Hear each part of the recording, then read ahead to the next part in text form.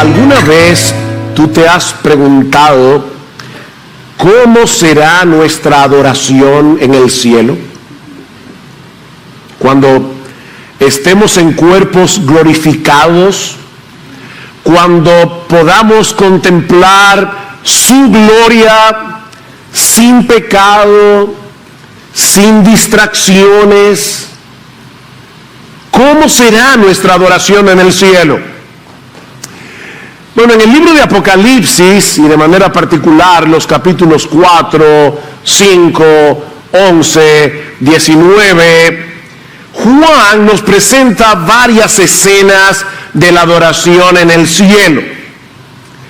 Y vemos que será una adoración exuberante, gozosa, reverente, todo eso a la vez. Pero vemos también que el foco de la adoración en el cielo es Cristo. Él será el centro de atención y nadie más. Constantemente se dice en el libro de Apocalipsis que los creyentes y los ángeles en el cielo cantaban a gran voz. De paso, hermanos, me gozaba hoy escuchándolos a ustedes cantar a gran voz al que está sentado en el trono y al Cordero. Y lo bueno es, como vamos a tener cuerpos glorificados, nadie se va a poner ronco. Podremos cantar a todo pulmón, y sobre todas las cosas podremos cantar con todo el corazón a nuestro Salvador. Cristo es el centro de la adoración en el cielo. Nadie llamará tanto nuestra atención como para opacar la gloria del Cordero, ni las calles de oro, ni las puertas de perla, ni el mar de cristal. Cristo será el centro de nuestra atención por toda la eternidad. Nunca nos cansaremos de admirarle, nunca nos cansaremos de seguir creciendo en nuestro conocimiento de Él, nunca nos cansaremos de servirle y de alabarle y de adorarle mientras estemos envueltos en un montón de cosas. Porque en el cielo vamos a hacer un montón de cosas. Decía un pastor irlandés llamado Ted Donnelly, uno de mis predicadores favoritos, y él decía que cuando él era niño, él no quería ir al cielo, porque se imaginaba el cielo como un culto de adoración interminable, en el que vamos a estar quietecitos por los siglos de los siglos. No, el cielo es un lugar muy variado. Haremos muchas cosas en el cielo, pero el Cordero siempre será toda la gloria de la tierra de Manuel, como dice un himno del pasado. Y eso es precisamente, mis hermanos, lo que nosotros venimos a recordar cada domingo cuando nos congregamos como iglesia. Aunque nunca podremos dar a Dios una adoración perfecta de este lado de la eternidad mientras estemos en este cuerpo de muerte, lo cierto es, mis hermanos, que cada vez que nosotros venimos y nos congregamos como pueblo de Dios, estamos en la presencia misma de Dios, en la presencia especial de Dios.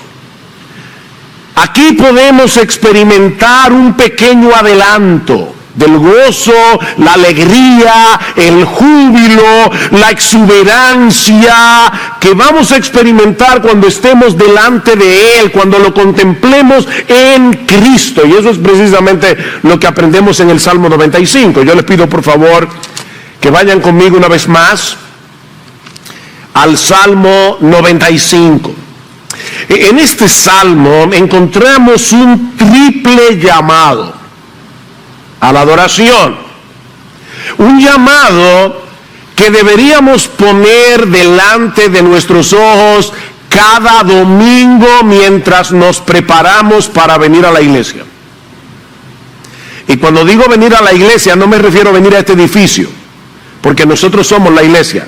Un templo santo compuesto de piedras vivas, redimidas por el Cordero. Cuando nosotros venimos a congregarnos como iglesia, deberíamos poner este triple llamado del salmista delante de nuestros ojos. Y el primero es un llamado a darle a Dios una adoración gozosa y agradecida. Vean una vez más los versículos 1 y 2. Y mientras lo leemos, por favor, tomen en cuenta que todos los verbos están en plural. Un detalle gramatical. Venid, venid todos, cantemos, no canta. Cantemos con gozo al Señor, aclamémosle con júbilo a la roca de nuestra salvación, vengamos ante su presencia con acción de gracias, aclamémosle con salmos. Y en el versículo 6 vemos en un tono similar, venid, adoremos y postrémonos, doblemos las rodillas delante del Señor nuestro Hacedor. Por supuesto, mis hermanos, los creyentes debemos alabar a Dios de forma privada los 7 días de la semana. De hecho, lo que hacemos el domingo todos juntos no es más que una extensión de lo que debemos estar haciendo todos los días. El que no adora lunes, martes, miércoles, jueves, viernes y sábado no puede venir aquí a adorar el domingo. Esto es una extensión de nuestra adoración privada, pero no es de eso que el salmista está hablando aquí. Él está llamando al pueblo de Dios a congregarse como una asamblea en su presencia, para que todos juntos celebremos las bendiciones de tenerle a Él como nuestro Dios.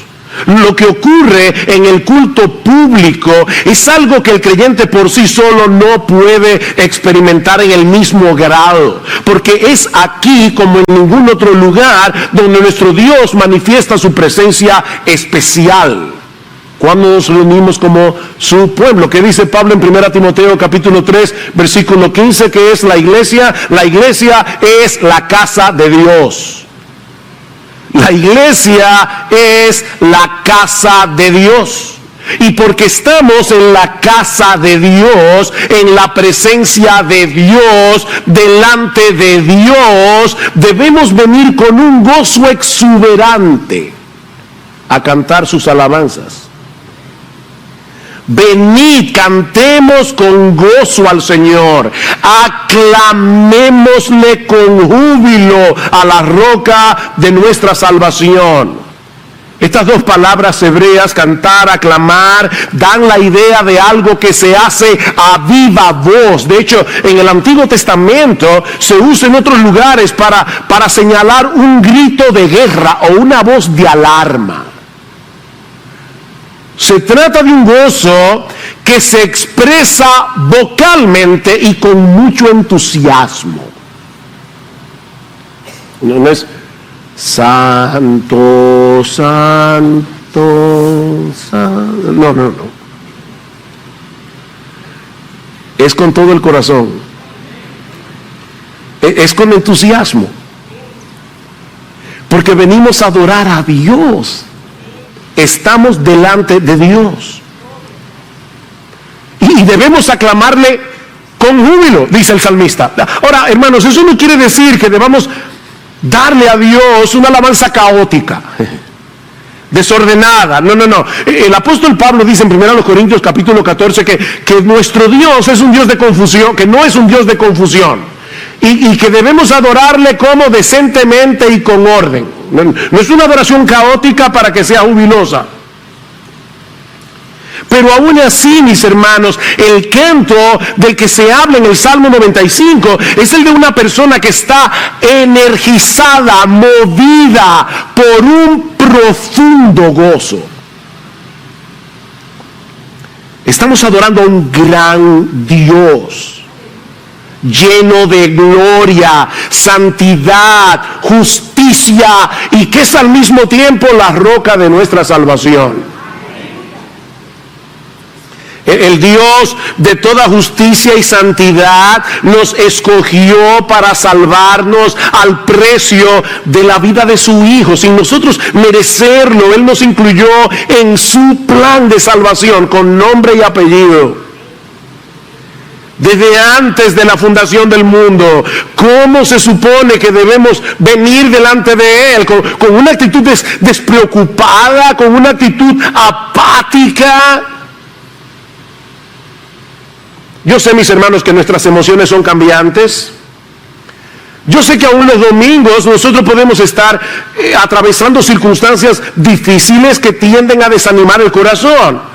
Pero, mis hermanos, nuestro Dios sigue siendo glorioso y su salvación no ha dejado de ser sorprendente, aunque la tristeza y el dolor estén merodeando. Debemos venir con gratitud, dice el salmista en el versículo 2. Vengamos ante su presencia con acción de gracias. Y eso no depende de las circunstancias, eso depende de lo que Él ha hecho a nuestro favor en Cristo. ¿Sabes cuáles son los dos enemigos mortales de este tipo de adoración? El orgullo y la falta de reflexión. El orgullo y la falta de reflexión. El orgullo porque nos lleva a dar por sentado todo lo que Dios nos ha dado en Cristo, como si fuéramos merecedores de su favor. Y la falta de reflexión porque no nos permite apreciar quién Él es, ni todo lo que Él ha dado en Cristo a su pueblo de pura gracia. Mis hermanos, sin reflexión no hay adoración. Se puede generar algarabía de una forma artificial. De hecho, yo creo que muchas iglesias lo hacen. Es una especie de manipulación. Se prepara el escenario, se usa la música, se usan las palabras para producir cierto tipo de algarabía, pero, mis hermanos, no es de eso que el salmista está hablando aquí. Este es un gozo que surge del entendimiento. Por eso es que Chesterton, el famoso periodista y escritor inglés, decía: cuando vayas a la iglesia debes quitarte el sombrero, no la cabeza. Nosotros venimos a darle a Dios una adoración que comienza con la cabeza, porque entendemos la verdad con la cabeza, y esa verdad que entendemos con la cabeza debe bajar al corazón. No es una adoración cerebral, pero tampoco es una adoración emocionalista. La verdadera adoración tiene cabeza y tiene corazón. O como decían los puritanos, tiene luz y tiene calor. Tiene luz para el entendimiento y calor para el corazón. Es por eso que el salmista no solamente nos dice cómo debemos adorar a Dios, sino que nos dice por qué. ¿Por qué? Para iluminar el entendimiento. Versículo 3. Porque Dios grande es el Señor y Rey grande sobre todos los dioses. Nuestro Dios no tiene rival. Él es inmensamente superior a todos los ídolos que los hombres adoran, porque Él es el creador, Él es el sustentador de todo. No existe nada ni nadie que pueda compararse con nuestro Dios. Versículo 4, en cuya mano están las profundidades de la tierra, suyos son también las cumbres de los montes, suyo es el mar, pues Él lo hizo, y sus manos formaron la tierra firme. Nosotros fuimos salvados por Él, y ¿sabes qué, mi amigo? Si tú estás aquí en esta mañana, nosotros estamos parados en la tierra de Dios. Y mira lo que pasó en Turquía. Si Dios quisiera, ahora mismo esta nación se desvanecería. Tú estás parado en la tierra de Dios. Y de hecho, todo lo que tú disfrutas de esta tierra es de Dios. Y Él nos la da como un regalo. Reflexiona en estas cosas, mi hermano. Medita en estas cosas hasta que tu corazón se encuentre debidamente preparado para adorar a Dios con gozo, para adorarle con entusiasmo, para adorarle con gratitud, porque el cómo se deriva del por qué. el cómo debemos adorar a Dios, con gozo, con gratitud, con júbilo. ¿Por qué? Por quien Él es, por todo lo que Él ha hecho, por todo lo que Él sigue haciendo. Es el mismo esquema que encontramos en el Salmo 100. Noten cómo debemos adorar a Dios: aclamad con júbilo al Señor toda la tierra, servid al Señor con alegría, venid ante Él con cánticos de júbilo. ¿Por qué? El cómo, el por qué. Sabed que el Señor es Dios, Él nos hizo y no nosotros a nosotros mismos. Pueblo suyo somos y ovejas de su prado. El cómo y el por qué. Otra vez el cómo, versículo 4. Entrad por sus puertas con acción de gracias y por sus atrios con alabanza. Dadle gracias, bendecid su nombre. ¿Por qué? Porque el Señor es bueno, para siempre su misericordia y su fidelidad por todas las generaciones. Cuando yo entiendo el por qué, voy a tener correcto el cómo. Pero tengo que pensar, tengo que razonar, tengo que reflexionar. Mis hermanos, es la reflexión unida con la humildad lo que hace que las verdades bíblicas que escuchamos al cantar, que escuchamos en la predicación de su palabra, produzcan el gozo y el asombro que acompaña la verdadera adoración. La reflexión es el aparato digestivo del alma. ¿Oíste eso? La reflexión es el aparato digestivo del alma. Verdad que no es meditada, verdad que no es asimilada. Y verdad que no es entendida y asimilada no va a hacer ningún efecto en nosotros. ¿Ven? Es como la comida: si tú comes y no la puedes digerir, no te va a hacer ningún beneficio. La reflexión es el aparato digestivo del alma. La reflexión y la humildad producen un gozo inagotable, un gozo que nunca se agota. Jóvenes, díganme ponerlos a pensar un poco en esta mañana en algo que he estado reflexionando. Perdón, dije jóvenes. Van a entender por qué jóvenes, pero me refiero a todo el mundo. Pensemos por un momento en la adoración de los creyentes del Antiguo Testamento, los verdaderos creyentes, adorando al Señor con salmos. Dice en el versículo 2, otra vez: vengamos ante su presencia con acción de gracias, aclamémosle con salmos. Los salmos eran el himnario de Israel. Los israelitas cantaban a Dios mayormente con los salmos. Así que durante años los verdaderos creyentes cantaban los mismos himnos una y otra vez y no debían aburrirse, porque el mismo salmo dice: no, vengan con alegría, vengan con júbilo, cantando los mismos salmos. ¿Sabes por qué no se debían aburrir, como nosotros tampoco? Porque a medida que vamos creciendo en nuestro entendimiento de las verdades contenidas en esos mismos salmos, los vemos con una luz más potente y descubrimos tesoros que estaban ocultos y que nunca habíamos visto. Por eso no aburren. Es lo mismo que sucede con los buenos himnos del pasado. Y aclaro, no soy de los que creen que el talento para componer buenos himnos se agotó hace 200 años. No creo eso.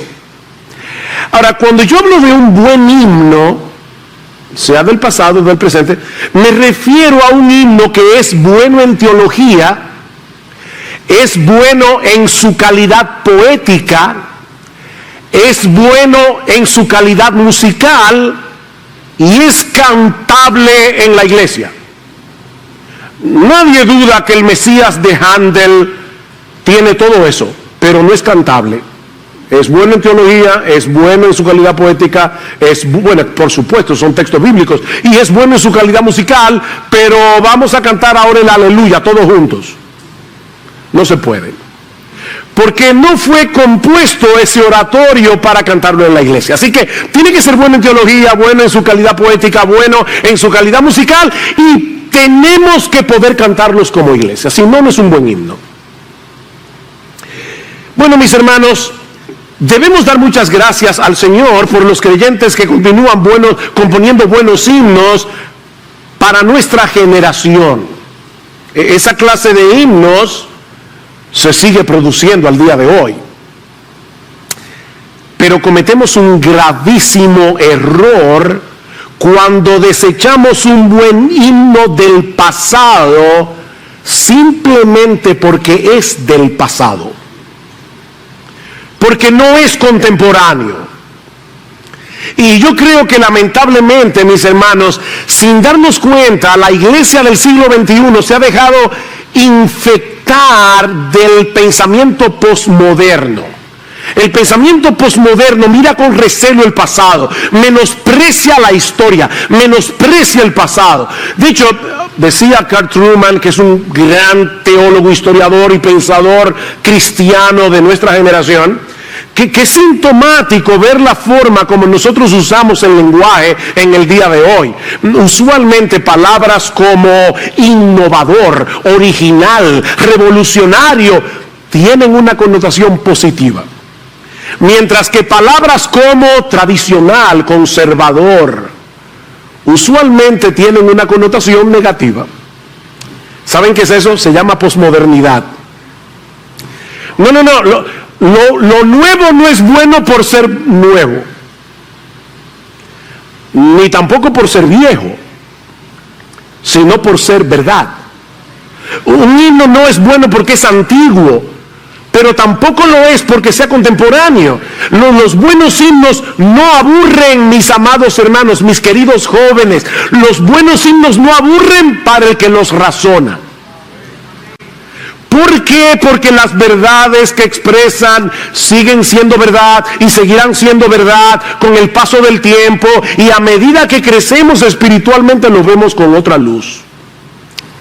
Yo no me canso de cantar Sublime Gracia de John Newton, y cuando me muera, por favor, cántemelo en el funeral. Ahora, Sublime Gracia, cuando tú lo escuchas la primera vez, tú crees que lo entiendes, la segunda vez entiendes un poco mejor. Ya por ahí, cuando lo has cantado como 150 veces, lo entiendes un poco mejor. Por eso no aburre. No puede aburrir, porque la buena teología no aburre. Es como la lectura de la Biblia. Se supone que nosotros debemos leer toda la Biblia de pi a pa. Bueno, ya la leí, ¿qué hago ahora? ¿Te damos el Corán o qué hacemos? Vuélvela a leer y vuélvela a leer y vuélvela a leer. La misma Biblia, los mismos pasajes, los mismos textos, las mismas historias. ¿Sabes por qué? Yo tengo 45 años, 46, leyendo la Biblia todos los días. Todos los días. Y es un pozo sin fondo. Y nunca me deja de sorprender las verdades que descubro en la Biblia. La Biblia tiene un montón de conexiones que son impresionantes. No aburre la Biblia, no debería. Aburre para el que no la entiende. Aburre para el que no la entiende. Así que si tú continúas creciendo en tu conocimiento del Dios Trino, que se revela en la Biblia, en tu entendimiento del Evangelio, en tu entendimiento de las promesas de Dios, en tu entendimiento de las implicaciones de la obra de Cristo en la cruz, tú vas a seguir descubriendo nuevos tesoros, nuevos tesoros, nuevos tesoros que nunca antes habías visto. O te impactarán lo que ya tú conoces de una forma diferente. Y eso será hasta el día de tu muerte. Un gran autor cristiano escribió más o menos como 50 obras sobre la Biblia, y al final ya cuando estaba a punto de morir, le dijo al Señor: Señor, gracias porque en todos estos años me has permitido conocer la tapa de tu precioso libro. O sea, dije, yo conozco esta parte solamente, la tapa, porque había tanto que entender aquí. Debemos venir a la casa de Dios con la disposición de alabarle con gozo, con alegría, con entusiasmo. Ese es el llamado de los versículos 1 al 5. Pero el salmista nos llama también a adorar a Dios con reverencia. Con reverencia, versículo 6. Venid, adoremos y postrémonos, doblemos la rodilla ante el Señor nuestro Hacedor, porque Él es nuestro Dios y nosotros el pueblo de su prado y las ovejas de su mano. Estas tres palabras que usa el salmista aquí dan la idea de postrarse en reconocimiento de la superioridad, grandeza, majestad infinita de nuestro Dios. Y ese es el corazón de la verdadera adoración. El reconocimiento de su grandeza, el reconocimiento de su gloria en contraste con nuestra pequeñez. Nosotros somos minúsculos, Él es inmensamente grande. Sí, debemos venir delante de Dios con gozo, debemos venir con entusiasmo, pero siempre recordando delante de quién estamos. Él es el eterno, el que existe por sí mismo, el todopoderoso, el que todo lo sabe, cuya presencia se encuentra en todo lugar a la vez. ¿Oyeron eso, niños? No es que Dios es tan grande, grandote, que ocupa todo el espacio. No. Es que todo Él está en todo lugar al mismo tiempo. Él es omnipresente. Perfectamente santo, perfectamente justo, perfectamente bueno, perfectamente compasivo, perfectamente misericordioso, perfectamente paciente, perfectamente fiel. El hecho de que ese Dios tan grande nos haya recibido en Cristo, sí debe producir en nosotros gozo, pero también reverencia. Y saben que, mis hermanos, ese es un balance que no es fácil de lograr. Pero son como las dos alas de un avión. La verdadera adoración necesita las dos cosas: gozo y reverencia. Se trata de una fiesta solemne, dice el Antiguo Testamento. Así es como el Antiguo Testamento le llamaba a las festividades religiosas de Israel, una fiesta solemne. Ahora, para muchas personas en el día de hoy esas dos palabras no encajan. Si es una fiesta, no puede ser solemne, debe ser un jolgorio. Y si es solemne, no puede ser una fiesta. Pero la Biblia dice que es una fiesta solemne. Venimos a darle a Dios una fiesta solemne. Salmo 122, versículo 1. Yo me alegré cuando me dijeron: vamos a la casa del Señor. ¡Wow! Vamos a la casa del Señor. Eclesiastés 5:1. Guarda tus pasos cuando vas a la casa de Dios. Y más adelante dice: no te des prisa en hablar, ni se apresure tu corazón a proferir palabra delante de Dios, porque Dios está en el cielo y tú en la tierra. Entonces, por fin, yo me alegré con lo que me decían: a la casa de Dios iremos. O sea, debemos venir con alegría o cuidando nuestros pasos. ¿Cuál de los dos? Sí, las dos cosas. Las dos cosas. De hecho, un secretito aquí teológico, es precisamente cuando percibimos la gloria de Dios, la majestad de Dios, la santidad de Dios, la justicia de Dios, la grandeza de Dios, que podemos experimentar gozo en su presencia, porque se nos hace sorprendente creer que un Dios así nos haya recibido en Cristo. No es un Diosito el que nos perdonó. No es un Diosito el que nos adoptó. No es un Diosito el que nos invitó a venir a su casa hoy. Es un gran Dios.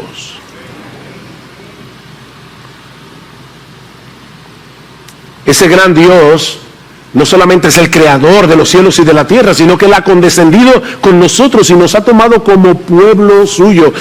Versículo 7, porque Él es nuestro Dios y nosotros el pueblo de su prado y las ovejas de su mano. ¡Qué ternura! La relación de un pastor con sus ovejas es muy cercana y muy tierna. Este jueves en nuestro grupo pequeño estábamos hablando del amor de Dios y estamos hablando de qué están compuestos los pensamientos. ¿Alguna vez has pensado en eso?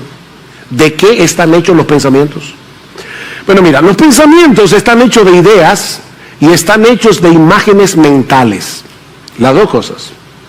O sea, cuando yo digo santo, tú no solamente piensas en un concepto teológico, tú tienes una imagen mental. Y si tú has estado rodeado de gente hipócrita, farisea, santurrona, la palabra santo te va a producir rechazo, porque tienes una imagen mental.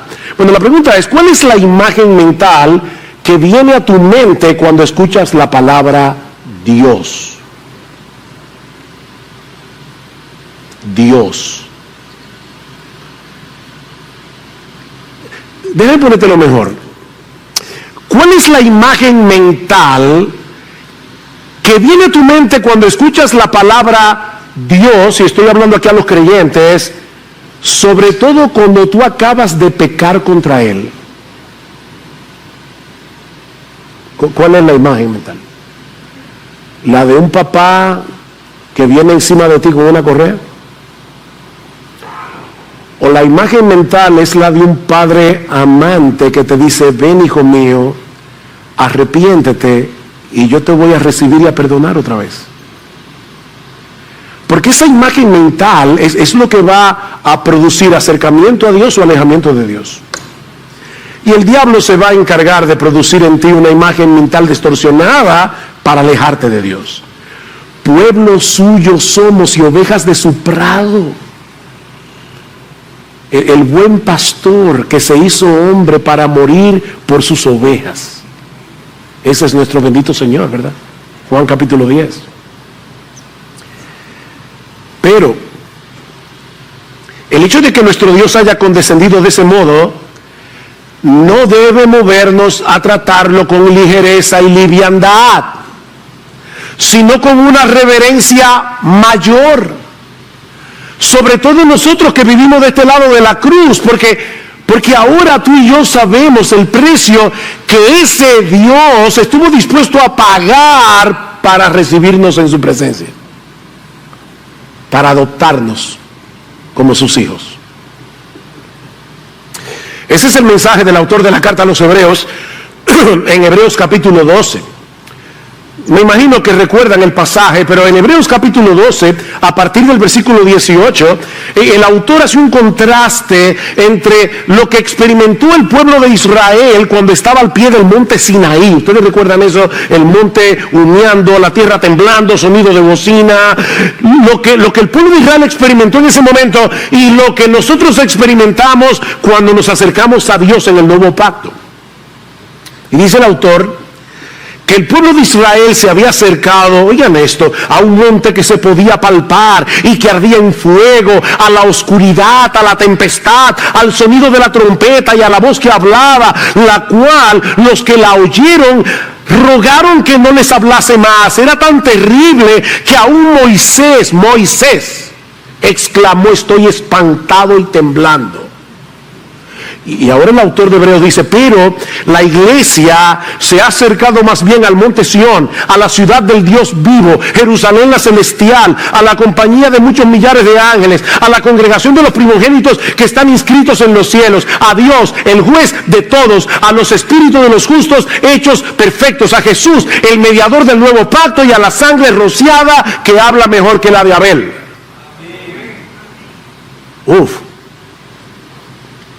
En otras palabras, lo que los judíos experimentaron al pie del Sinaí no era más que una sombra de la realidad que nosotros experimentamos hoy. Ellos adoraron en la sombra, nosotros adoramos en luz. Mis hermanos, esa realidad que nos acercamos cada domingo en nuestros cultos de adoraciones, ese Dios lleno de gloria, de poder, de majestad, es el que nos ha convocado a venir a congregarnos hoy, a adorarle en su presencia. ¿Con qué expectativa debemos venir a encontrarnos con Él? Bueno, con mucho gozo, porque venimos a encontrarnos con ese buen pastor que dio su vida por nosotros y cuya sangre habla mejor que la de Abel. La sangre de Abel clamaba por justicia. La de Cristo provee perdón y justificación. Definitivamente esa sangre habla mejor que la de Abel. Pero al mismo tiempo debemos venir con una actitud reverente, porque ese mismo Dios sigue siendo tan excelso como siempre ha sido. Su paternidad en Cristo no lo hace menos glorioso ni menos majestuoso. Que dice el Salmo 100, sabed que Él, el Señor, es Dios. Nosotros sabemos eso. En otras palabras, considera con cuidado con quién tú vienes a encontrarte en este lugar. ¿Con quién? Padres, concienticen a sus hijos de eso. Sí, niños, sabemos que es bueno venir a la iglesia y encontrarse con los amiguitos, pero tú no viniste hoy aquí a encontrarte primariamente con tus amiguitos, tú viniste a encontrarte con Dios. Con Dios. Mis hermanos, recibir esa invitación del cielo debería dejarnos mudos de asombro. A veces recibimos la invitación de alguien muy importante y uno tiene la tentación de decirle, me invitaron al palacio.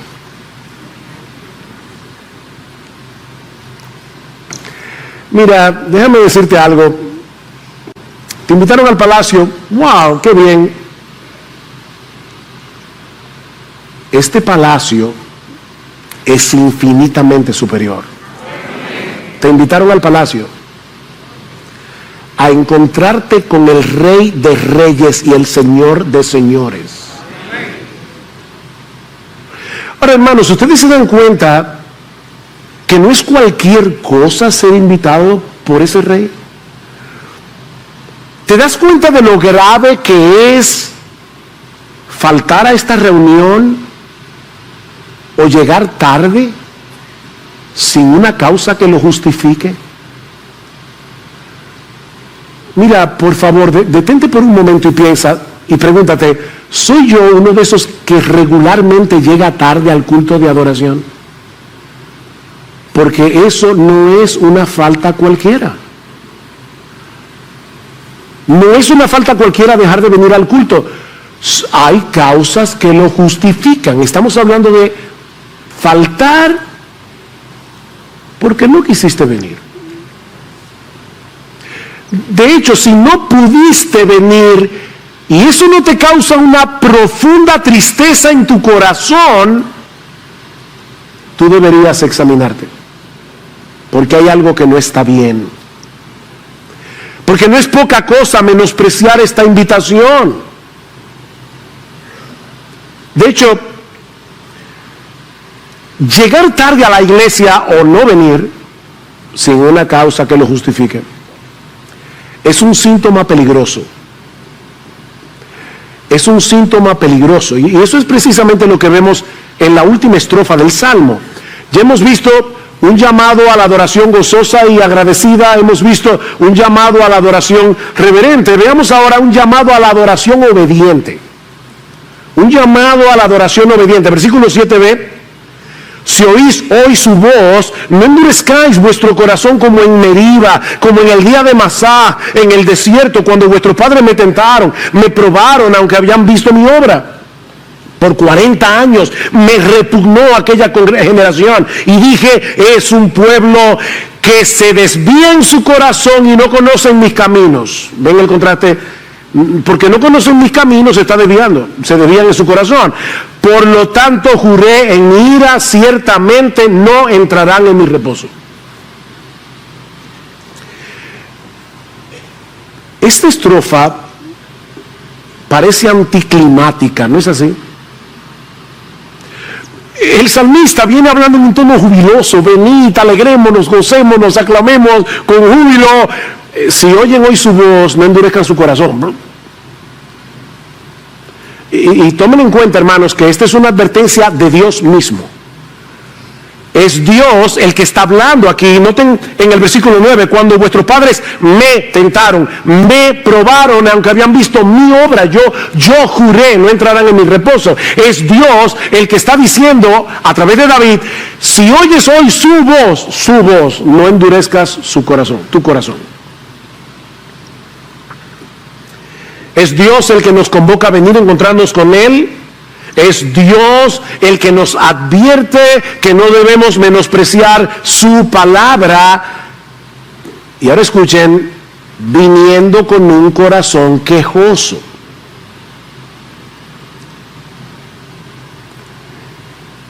Fue la queja de Israel, o es la queja de Israel, lo que Dios está poniendo aquí delante de nuestros ojos. O sea, a final de cuentas, nosotros solo tenemos dos opciones, o nos quejamos o adoramos. O nosotros tenemos un corazón quejumbroso o tenemos un corazón adorador. No hay otra opción.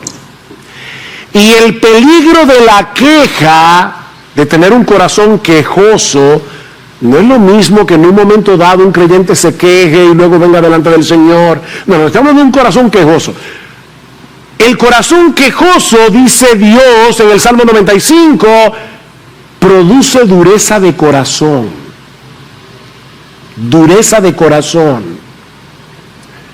Y para ilustrar lo peligrosa que es esta actitud, Dios lleva al pueblo a considerar dos episodios en la historia de Israel, cuando estaban en el desierto camino hacia la tierra de Canaán. La palabra Meriba, la palabra Masah, no hacen referencia a lugares geográficos específicos, sino a la actitud del pueblo. En los capítulos 5 al 14 del libro de Éxodo, Moisés narra con detalles todas las cosas portentosas que Dios hizo para librar al pueblo de la esclavitud de Egipto. Cualquiera diría: wow, un pueblo así debería vivir agradecido, 24/7. Pero cuando llegamos al capítulo 15, encontramos a ese mismo pueblo quejándose contra Dios y contra Moisés porque no tenían agua para beber. Así que milagrosamente Dios purifica el agua de un estanque para que el pueblo pueda saciar su sed. Luego en el versículo 16 se quejan por comida y Dios les da codornices y les da maná del cielo. Ya es suficiente, ¿verdad? No, luego llegamos al capítulo 17 y el pueblo se vuelve a quejar otra vez por falta de agua, y Dios le dice a Moisés: toma tu vara, golpea la roca de Oreb, y dice que sale tanta agua, dice en el Salmo 105 versículo 41, que fue como un río que salió, no fue un chorrito, un río que sació el agua, la sed del pueblo entero.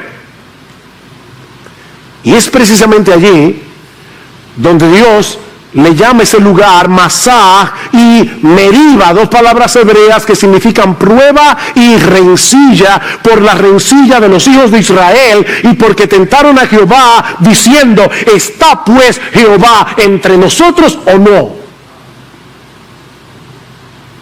Óigame, después de todo lo que Dios hizo, no solamente Dios les dio agua, es que con el conocimiento que nosotros tenemos ahora del Nuevo Testamento, sabemos que lo que Dios hizo fue infinitamente mayor. Dios le dijo a Moisés: Moisés, toma la vara con la que tú abriste el Mar Rojo, con la que tú abriste el Jordán, yo me voy a poner delante de ti en la peña de Oreb, y tú vas a golpear la roca. Moisés, este pueblo necesita ser exterminado por su pecado, por su constante queja. Pero ¿sabes qué, Moisés? Lo que yo voy a hacer es que voy a absorber el castigo. Golpéame a mí. Y Pablo dice en 1 Corintios capítulo 10 que esa roca que fue golpeada era Cristo mismo, del cual brotó un río de agua viva, el agua de la salvación. Así que si los hijos de Israel debieron haber estado sorprendidos de que saliera agua de la roca, nosotros deberíamos estar infinitamente más sorprendidos. Pero ellos siguieron quejándose a pesar de eso. Y lo que el salmista está diciendo ahora, cientos de años después de ese incidente en Meriba, es que esa actitud seguía siendo un peligro para el pueblo de Israel en los tiempos de David y sigue siendo un peligro para nosotros en el día de hoy. Yo quiero pedirles por favor que vayan conmigo a Hebreos capítulo 3. Búsquenlo en su Biblia. Yo quiero que lo busquen en su Biblia. Porque en los capítulos 3 y 4 de Hebreos el autor cita el Salmo 95 una y otra vez.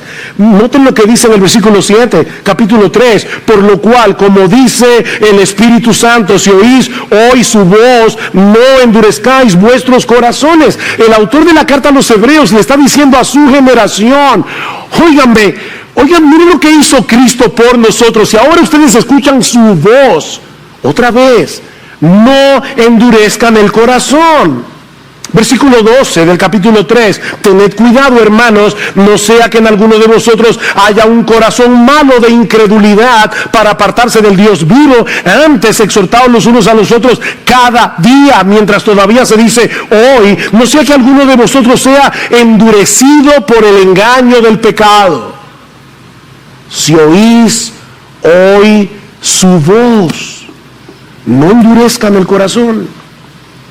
Capítulo 4, versículo 3, porque los que hemos creído entramos en ese reposo, tal como él ha dicho, como juré en mi ira, no entrarán en mi reposo.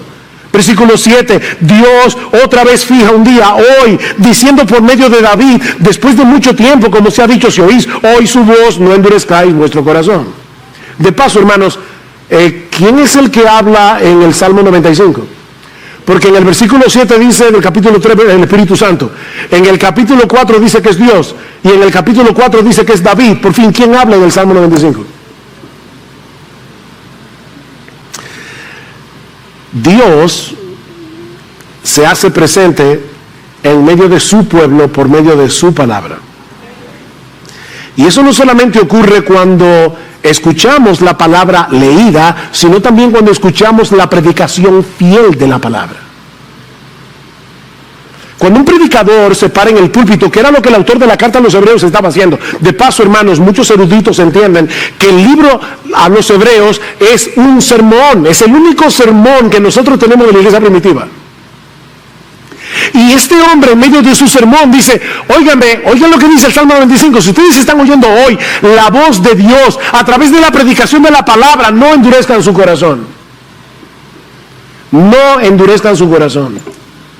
Es Dios el que nos está hablando por medio del predicador cuando su palabra es expuesta fielmente. ¿Cuál es entonces el mensaje del Salmo 95? Que aquellos que profesamos pertenecer al pueblo de Dios debemos adorarle con gozo, con entusiasmo, con reverencia, escuchando con atención su palabra y poniéndola por obra, o de lo contrario terminaremos endureciendo nuestro corazón como sucedió con Israel. O alabamos a Dios con gozo y gratitud por todas las bendiciones que Él nos ha dado y continúa dando de pura gracia en Cristo sin merecerlas, o tenemos una actitud de queja y murmuración por lo que quisiéramos tener y no tenemos, que poco a poco irá endureciendo nuestro corazón. No hay otra opción. ¿Ustedes se dan cuenta, hermanos, lo importante que es venir aquí a adorar?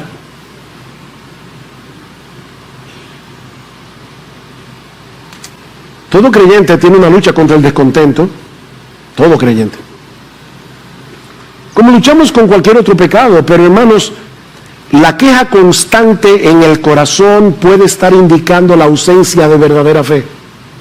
que dice el capítulo 4 de Hebreos: por tanto temamos, no sea que permaneciendo aún la promesa de entrar en su reposo, alguno de vosotros parezca no haberlo alcanzado, porque en verdad a nosotros se nos ha anunciado la buena nueva. Ven, la predicación otra vez, la buena nueva, como también a ellos, pero la palabra que ellos oyeron no les aprovechó, por no ir acompañada por la fe en los que la oyeron.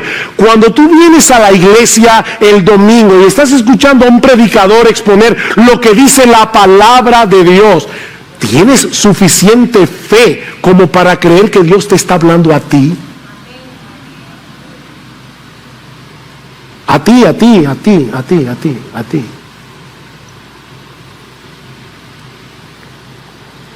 Esa falta de fe de la que habla el autor se evidencia cuando comenzamos a tener en poco la reunión del pueblo de Dios en el día del Señor. ¿Y cómo lo sabemos? Por lo que va a decir el autor de la carta en el capítulo 10: acerquémonos confiadamente al trono de la gracia, ¿verdad? Acerquémonos, mantengamos firme la profesión de nuestra esperanza sin vacilar, porque fiel es el que prometió, y considerémonos cómo estimularnos unos a otros al amor y a las buenas obras, no dejando de congregarnos como algunos tienen por costumbre. ¿Y saben de qué sigue hablando el autor en el versículo 26? De la apostasía. La primera manifestación pública de que una persona está apostatando de la fe es cuando comienza a tener en poco esta invitación del Dios del cielo. La fe verdadera descansa en lo que Dios ha revelado en su palabra. Y es una fe que se manifiesta individual y corporativamente, adorando y alabando a Dios con gozo, con reverencia, con entusiasmo, con un corazón obediente.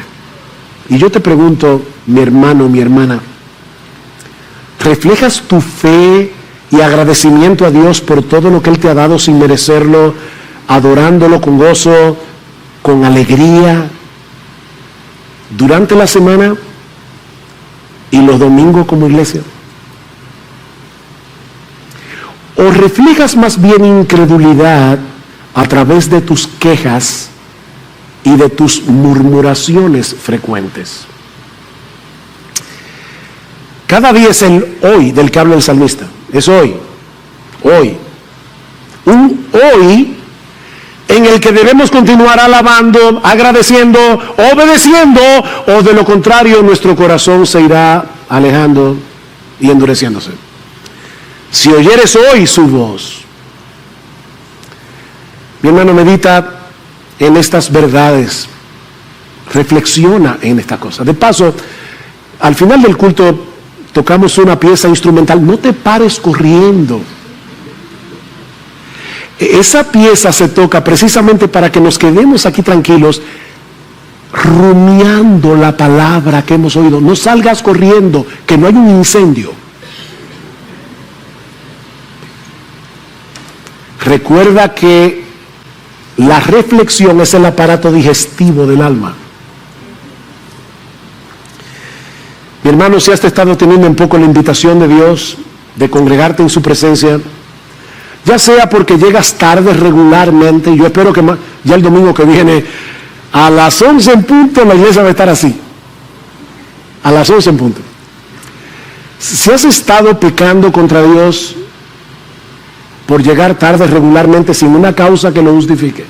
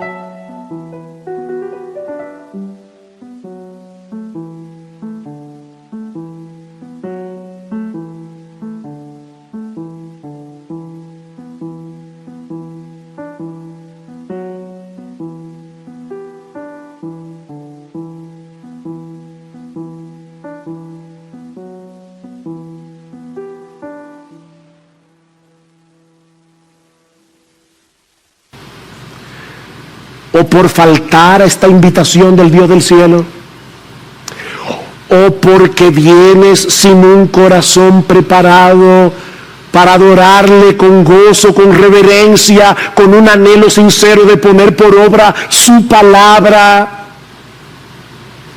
Aprovecha este momento y pídele perdón al Señor. Arrepiéntete, mi hermano, ahora mismo. Porque la sangre de Cristo que Él derramó en la cruz, gracias al Señor, sigue disponible para nosotros en el día de hoy. Y esa sangre nos limpia de todo pecado. No te quedes postrado, aplastado por el peso de la culpa. No, ven, acércate al Señor y pídele perdón. Que si confesamos nuestros pecados, Él es fiel y justo para perdonar nuestros pecados y para limpiarnos de toda maldad. Pídele al Señor que te perdone, pero pídele también que te concedan otra vez experimentar el gozo de tu salvación en Cristo. Pero este salmo lleva implícita una invitación más universal. Y termino. Si escuchas hoy su voz, no endurezcas tu corazón. Mi amigo, si aún tú no has venido a Cristo en arrepentimiento y fe, no tomes en poco la palabra de Dios en esta mañana que te invita a venir y reconocer que solo Él es Dios. Él ha provisto salvación en Cristo para todo aquel que cree, todo aquel que cree. Él promete perdonar todos tus pecados y concederte de pura gracia el don de la vida eterna si pones toda tu confianza en la obra de su Hijo que murió en la cruz para salvar a pecadores. Mi amigo, la puerta de la salvación sigue abierta de par en par para ti. Ven a Cristo ahora.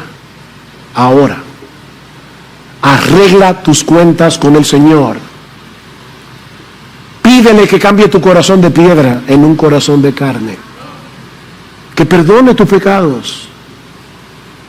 Oh, mi amigo, por amor a tu alma inmortal, no desprecies la invitación de gracia que el Dios del cielo te está extendiendo hoy.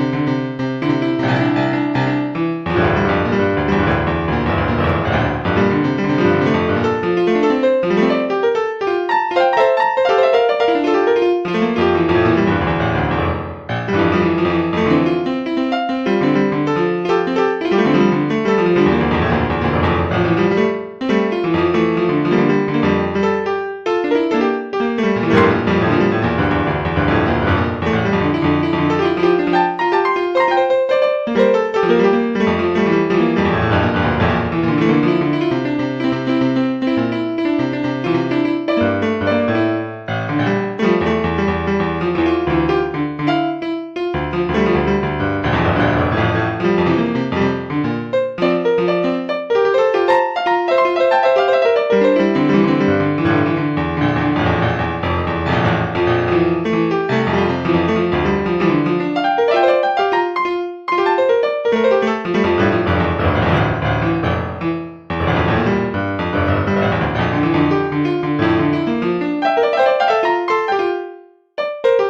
you.